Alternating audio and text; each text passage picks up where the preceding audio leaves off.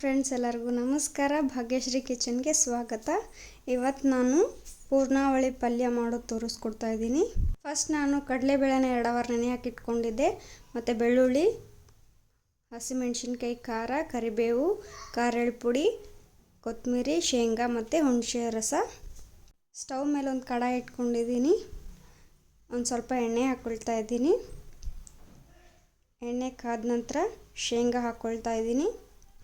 ಶೇಂಗಾ ಹಾಕ್ಕೊಂಡು ಸ್ವಲ್ಪ ಎಣ್ಣೆಯಲ್ಲೇ ಹುರ್ಕೊಳ್ಬೇಕು. ಈ ಪಲ್ಯ ಬಿಸಿ ಬಿಸಿ ಜೋಳದ ರೊಟ್ಟಿಗೆ ತುಂಬ ಚೆನ್ನಾಗಿರುತ್ತೆ ಮತ್ತು ಚಪಾತಿಗೂ ಕೂಡ ಚೆನ್ನಾಗಿರುತ್ತೆ. ಶೇಂಗಾ ಹುರ್ಕೊಂಡಿದ್ದಾದಮೇಲೆ ನಾನಿವಾಗ ಬೆಳ್ಳುಳ್ಳಿ ಹಾಕ್ಕೊಳ್ತಾ ಇದ್ದೀನಿ. ಬೆಳ್ಳುಳ್ಳಿನೂ ಕೂಡ ಸ್ವಲ್ಪ ಬಾಡಿಸ್ಕೊಳ್ತಾ ಇದ್ದೀನಿ. ಒಂದು ಸ್ವಲ್ಪ ಕರಿಬೇವು ಹಾಕ್ಕೊಳ್ತೀನಿ. ಇಷ್ಟನ್ನು ಸ್ವಲ್ಪ ಹುರ್ಕೊಳ್ತಾ ಇದ್ದೀನಿ. ಬೆಳ್ಳುಳ್ಳಿ ಕೆಂಪಗಾದ್ಮೇಲೆ ಹಸಿಮೆಣಸಿನ್ಕಾಯಿ, ಖಾರ ಹಾಕ್ಕೊಳ್ತಾ ಇದ್ದೀನಿ. ಇದರಲ್ಲೇ ನಾನು ಉಪ್ಪು ಕೂಡ ಹಾಕ್ಕೊಂಡಿದ್ದೆ ಹಸಿಮೆಣಸಿನ್ಕಾಯಿ ಖಾರದಲ್ಲಿ.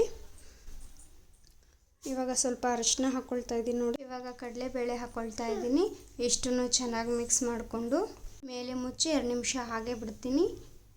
ನೋಡಿ, ಇವಾಗ 2 ನಿಮಿಷ ಆಗಿದೆ. ಈ ಪಲ್ಯ ಮಾಡೋದಕ್ಕೆ ಜಾಸ್ತಿ ಸಾಮಗ್ರಿಗಳೇನು ಬೇಕಾಗೋದಿಲ್ಲ. ಮನೆಯಲ್ಲಿ ಏನು ಇಲ್ಲದೆ ಇರುವಾಗ ಈ ಥರ ಟ್ರೈ ಮಾಡಿ ನೋಡಿ ಒಂದು ಸರ್ತಿ, ತುಂಬ ಚೆನ್ನಾಗಿರುತ್ತೆ. ಮತ್ತು ಬಿಸಿ ಬಿಸಿ ರೊಟ್ಟಿಗಂತೂ ಸೂಪರಾಗಿರುತ್ತೆ. ಇವಾಗ ನಾನು ಇದಕ್ಕೆ ಹುಣಸೆ ರಸ ಹಾಕ್ಕೊಳ್ತಾ ಇದ್ದೀನಿ. ನೋಡಿ, ಈ ಪಲ್ಯಕ್ಕೆ ಜಾಸ್ತಿ ನೀರು ಹಾಕ್ಕೊಳ್ಳೋಕೆ ಹೋಗಬಾರ್ದು. ನೋಡಿ, ನಾನು ಎಕ್ಸ್ಟ್ರಾ ನೀರೇನು ಹಾಕ್ಕೊಂಡಿಲ್ಲ, ಹುಣಸಿನ ರಸ ಮಾತ್ರ ಹಾಕ್ಕೊಂಡಿದ್ದೀನಿ. ಇವಾಗ ನಾನು ಖಾರದ ಪುಡಿ ಹಾಕ್ಕೊಳ್ತಾ ಇದ್ದೀನಿ. ಇಷ್ಟನ್ನು ಚೆನ್ನಾಗಿ ಮಿಕ್ಸ್ ಮಾಡ್ಕೊಳ್ಬೇಕು. ಮಿಕ್ಸ್ ಮಾಡ್ಕೊಂಬಿಟ್ಟು ನಾನಿವಾಗ ಸ್ವಲ್ಪ ಕೊತ್ತಂಬರಿ ಹಾಕ್ಕೊಳ್ತಾ ಇದ್ದೀನಿ ಲಾಸ್ಟಿಗೆ. ಇಷ್ಟನ್ನು ಚೆನ್ನಾಗಿ ಮಿಕ್ಸ್ ಮಾಡಿಕೊಂಡು ಮೇಲೆ ಮುಚ್ಚಿಬಿಟ್ಟು ಒಂದು 4 ರಿಂದ 5 ನಿಮಿಷ ಫ್ಲೇಮಲ್ಲೇ ಬೇಯಕ್ಕೆ ಬಿಡಬೇಕು. ಇವಾಗ ನೋಡಿ, ಪಲ್ಯ ಚೆನ್ನಾಗಿ ಬೆಂದಿದೆ. ಜಾಸ್ತಿ ಬೇಯಿಸ್ಕೊಂಡ್ರೆ ಒಂಥರ ಮೆತ್ತಗೆ ಆಗಿಬಿಡುತ್ತೆ, ಚೆನ್ನಾಗಿರಲ್ಲ ತಿನ್ನೋದಕ್ಕೆ. ಇಷ್ಟೇ ಇರಬೇಕು. ಇವಾಗ ನಾನು ಗ್ಯಾಸ್ ಆಫ್ ಮಾಡ್ಕೊಳ್ತಾ ಇದ್ದೀನಿ.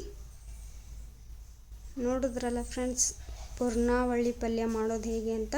ನನ್ನ ವಿಡಿಯೋ ಇಷ್ಟ ಆಗಿದ್ದರೆ ಲೈಕ್ ಮಾಡಿ, ಶೇರ್ ಮಾಡಿ, ಸಬ್ಸ್ಕ್ರೈಬ್ ಮಾಡಿ. Thank you.